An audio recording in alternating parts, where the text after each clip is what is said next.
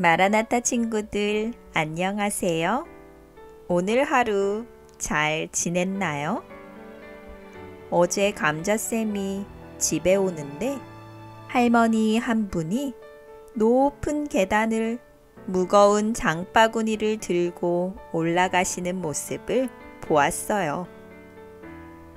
멀리서 그 모습을 보고 도와드릴까? 에이, 나는 이렇게 멀리 있는데 그냥 갈까? 고민을 했답니다. 두 가지 생각이 마음속에서 다투었어요. 그리고 감자쌤은 할머니를 도와드리기로 선택했답니다. 발걸음을 빨리 해서 할머니께 다가가 할머니, 제가 들어드릴게요 하고 무거운 장바구니를 들어드렸어요. 할머니가 무척 고마워하셨지요. 감자쌤의 마음도 뿌듯했답니다. 이처럼 친절은 받는 사람과 베푸는 사람 모두를 행복하게 한답니다. 오늘의 이야기 시작하겠습니다. 빛을 전한 사람들 3권 10장 여리고 성의 두 정탐꾼과 라합입니다.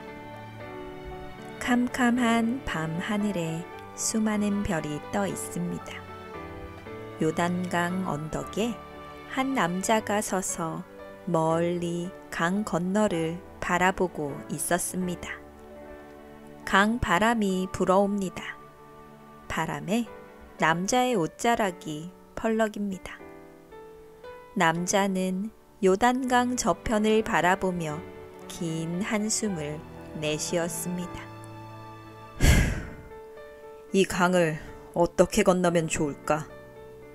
이 많은 사람이 이 강을 건너기 위해서는 튼튼한 다리가 있든지 아니면 수백 척의 배가 있어야 할 텐데. 그러나 아무리 고민해보아도 다리를 만들 방법이나 배를 만들 방법이 떠오르지 않았습니다. 남자는 고개를 푹 숙이고 한숨을 쉬다가 밤 하늘의 별을 바라보며 중얼거리기를 반복했습니다. 그 순간이었습니다. 갑자기 밝게 빛나는 한 사람이 자신에게 걸어오는 것이었습니다. 남자는 깜짝 놀라 자리에 털썩 주저앉았습니다. 낯선 남자는 여호수아야, 일어나거라 고 말했습니다. 여호수아는 고개를 들어 밝게 빛나는 존재를 바라보았습니다.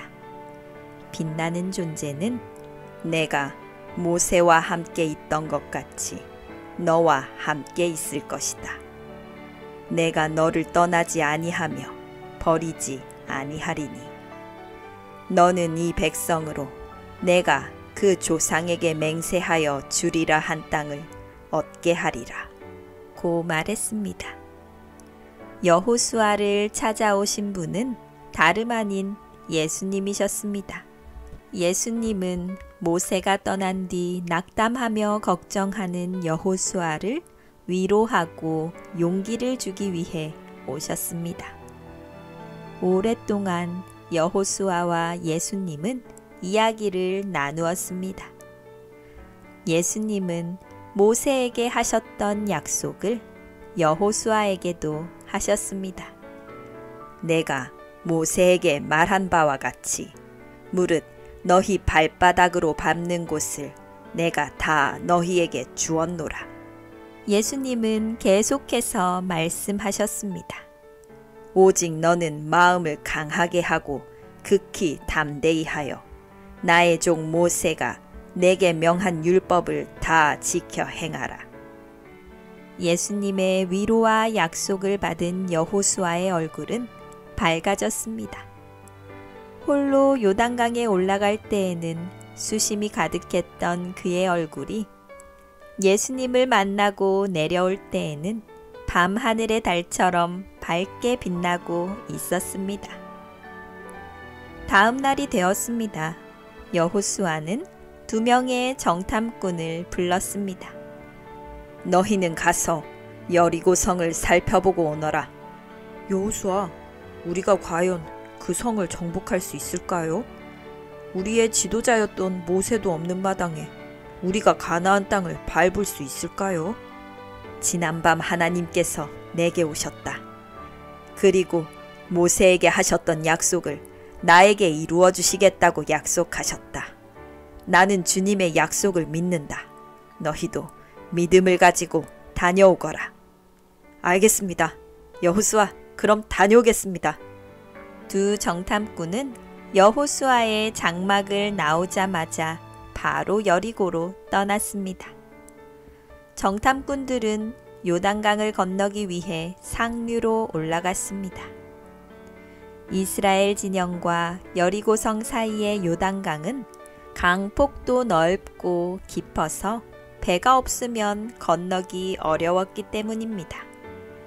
상류로 올라간 정탐꾼들은 강폭이 가장 좁은 곳을 찾아 밤을 기다렸다가 강을 건넜습니다. 그리고 여리고성 주변에 사는 농부로 변장을 했습니다. 두 사람은 농부처럼 수레에 채소를 싣고 여리고성으로 갔습니다. 성문에는 창을 든 군인들이 외적의 침입을 막기 위해 보초를 서고 있었습니다. 더욱이 여리고에는 이스라엘이 곧 쳐들어올 것이라는 소문이 돌았기 때문에 경비가 더욱 삼엄했습니다.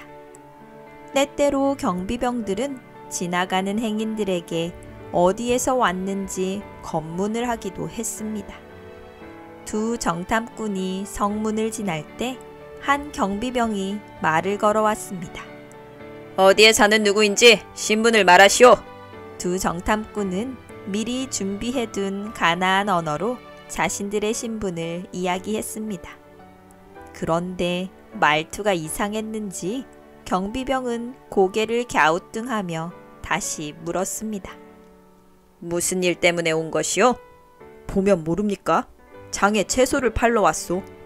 경비병은 다시 고개를 갸우뚱했습니다. 여기에서 잠깐 기다리시오. 경비병은 초소로 급하게 올라갔습니다. 경비병이 자리를 뜨자 두 정탐꾼은 수레를 버려두고 성 안으로 뛰어 들어갔습니다. 한참을 뛰어서야 겨우 시장에 접어들었습니다. 휴, 살았다. 여기까지는 쫓아오지 않겠지? 그나저나 큰일이네. 우리 신분이 발각되었으니 분명 우리를 찾으려 군대를 보낼 텐데 빨리 정탐을 마치고 오늘 밤 탈출을 해야겠네. 그러세. 우선 왕궁 주변과 군대가 있는 곳을 살펴보러 가세. 정탐꾼들은 발걸음을 재촉하여 여리고성의 왕궁과 군대 시설을 둘러보았습니다. 또한 성벽을 따라 걸으면서 어느 쪽 성벽이 낮은지 군인들이 얼마나 배치되어 있는지 꼼꼼히 살펴보았습니다. 한참 성벽 주변을 둘러보고 있는데 저 멀리 10여 명의 군인이 지나가는 사람들을 검문하는 모습이 보였습니다. 여보게, 저기 검문하는 군인들 보이나? 우리 다른 곳으로 돌아가야겠네. 정탐꾼들은 사람이 많이 다니는 시장 쪽으로 발걸음을 옮겼습니다. 하지만 이미 시장 쪽에서도 많은 병사가 검문을 하고 있었습니다. 정탐꾼들은 검문을 피해 이리저리 도망을 다녔습니다. 어느덧 사방에 어둠이 깔리고 있었습니다. 환한 대낮보다 검문을 피해 다니기에는 좋았습니다. 하지만 성문 주변에는 낮보다 더 많은 병사가 지키고 있었습니다. 아무래도 오늘 밤 성문을 빠져나가기는 쉽지 않겠는걸. 오늘은 으슥한 곳에 몸을 숨겼다 내일 새벽에 빠져나가세. 알았네. 몸을 숨길 수 있는 곳을 찾아보세. 두 명의 정탐꾼은 어두운 골목을 헤매며 숨을 만한 곳을 찾고 있었습니다. 그러다 그만 횃불을 들고 있는 병사들과 마주쳤습니다. 너희는 누구냐? 누구길래 이 늦은 밤에 골목을 헤매고 다니는 것이냐? 정탐꾼들은 도망치기 시작했습니다. 여기 침입자다! 침입자를 발견했다! 병사들이 외치자 사방팔방에서 군인들이 몰려들기 시작했습니다. 정탐꾼들은 정신없이 어두운 골목을 헤매며 문이 열린 집들을 찾아보았습니다. 그러다 한 여인이 집으로 들어가는 것을 발견했습니다. 두 사람은 그 여인에게 도움을 청했습니다. 순간 겁을 먹은 여인은 어쩔 줄 몰라 했습니다. 제발 부탁입니다. 저희는 당신과 당신의 가족을 절대 해치지 않을 것입니다. 제발 몸만 숨길 수 있도록 도와주십시오. 가까스로 정신을 차린 여인은 정탐꾼들을 집 안으로 들인 후 가족들 몰래 옥상에 숨을 곳을 마련해 주었습니다. 약간의 시간이 흐른 후 문을 두드리는 소리가 들려왔습니다. 문을 여시오! 여인은 아무것도 모르는 채 하며 문을 열었습니다. 지금 여리고성에 침입자가 들어왔소. 혹시 수상한 사람을 보지 못했습니까? 네, 수상한 사람은 본 적이 없습니다. 그럴 리가 없소. 건너편에 사는 사람이 이 집으로 수상한 사람들이 들어가는 것을 보았다고 했소. 거짓말하지 말고 물러서 있으시오. 병사들은 여인의 집을 샅샅이 수색했습니다. 하지만 천사들이 옥상을 지키고 있었기 때문에 옥상에 숨어있는 정탐꾼들은 발견하지 못했습니다. 그것 보세요. 우리 집에는 아무도 없다니까요. 알았소. 혹시라도 수상한 사람을 보거든 신고하시오.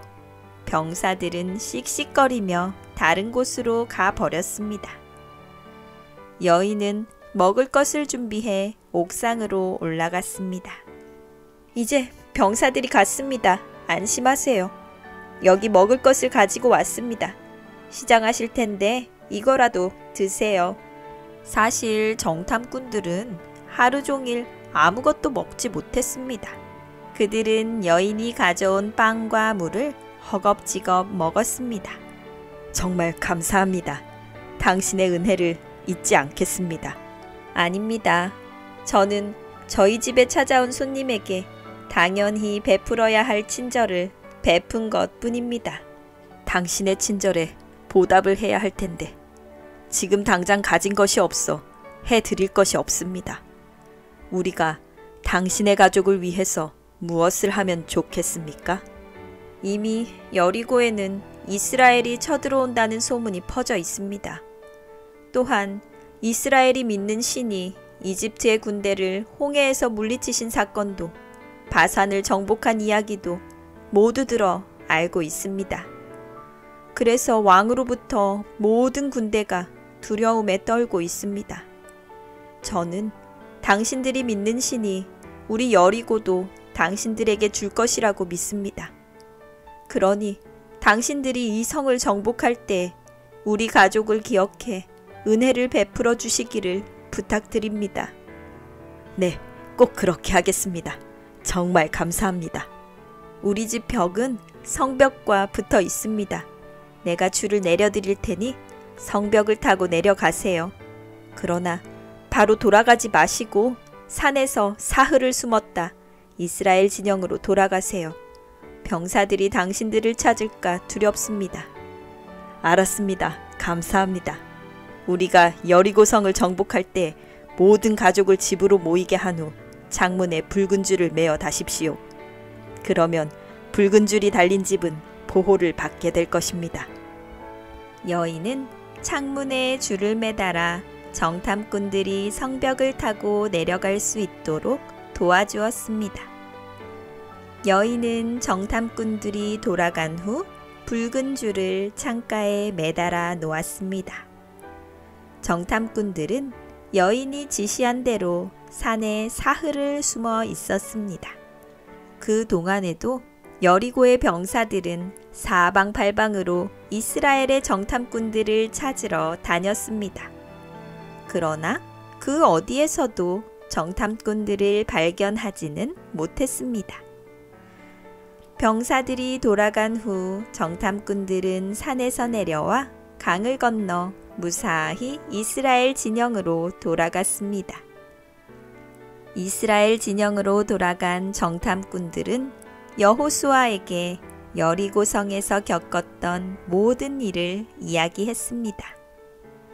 그리고 그들을 인도하신 하나님께 여리고성의 여인을 위하여 기도했습니다.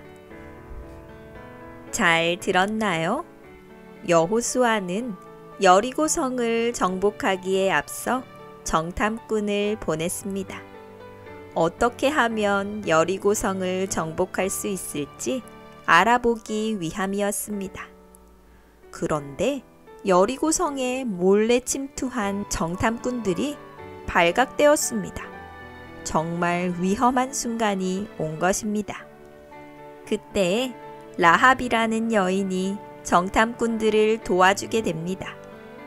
라합의 도움으로 정탐꾼들은 목숨을 건지고 무사히 탈출하게 됩니다.